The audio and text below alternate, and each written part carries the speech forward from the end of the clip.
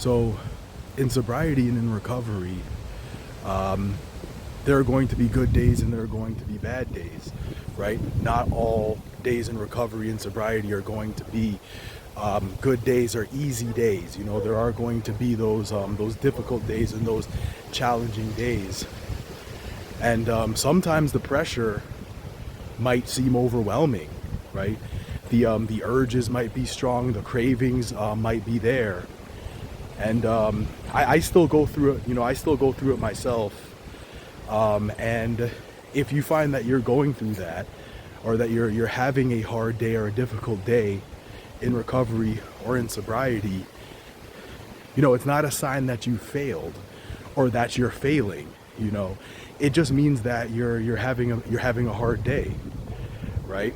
Just means that you're having a hard day, and that is the nature of life. Even if we weren't in recovery or sobriety, there would be good days and there would be bad days. And you know, the goal of sobriety is not to be perfect, is not to feel perfect, but the goal is to make it to the end of this day sober, right? That's the goal. Making it to the end of this day sober, whether that's a good day or a bad day, right? So we need to keep that in mind. Even if we are having a bad day, we want to do the best that we can to just make it to the end of this day sober. It is not a sign of failure if you're having a bad day or a difficult day. So let's talk for a moment on urges and cravings, because you know, if we want to be successful in making it to the end of that day sober, we have to understand the urges and the cravings and how to deal with them when they do come up. The cravings and the urges are temporary, and they come and they go whether we give in to the craving or not.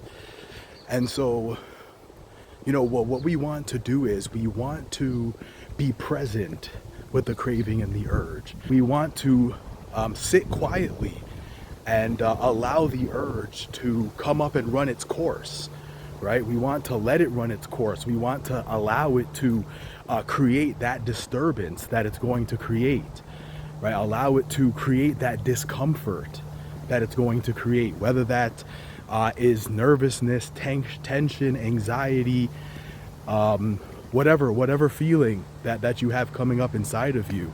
If we're able to sit quietly with that urge, if we're able to sit quietly with that craving and allow it to come up and create that discomfort, create that disturbance that it's going to create, and if we're able to sit there with it without getting involved in it and just continue to observe it, what you'll notice is that the urge and the craving, it becomes weaker and eventually it dissipates, right? And it goes away because the nature of the urge or the craving is temporary.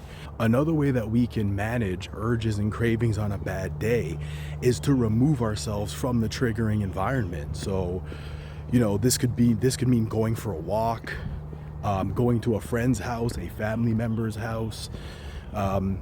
If removing yourself from that environment is not possible right at that moment, you could reach out for support by calling a good friend, calling a family member. If you're a member of a support group, you could reach out to your sponsor. You could reach out to a sober life coach.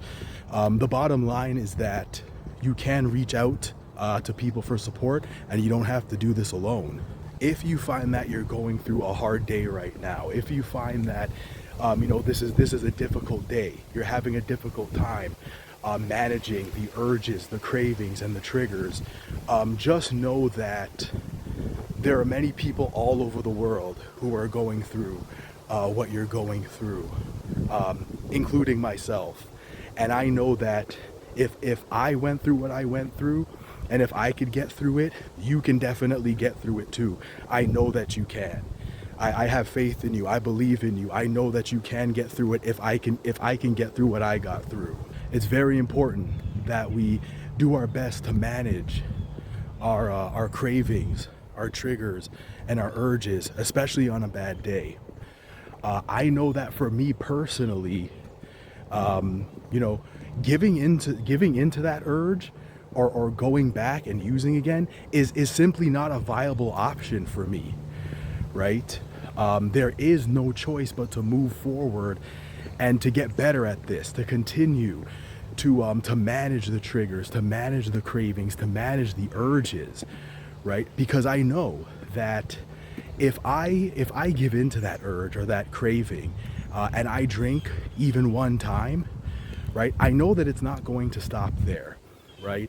I'm going to end up drinking the next day, and I'm going to continue and continue, and the drinking will get heavier and heavier.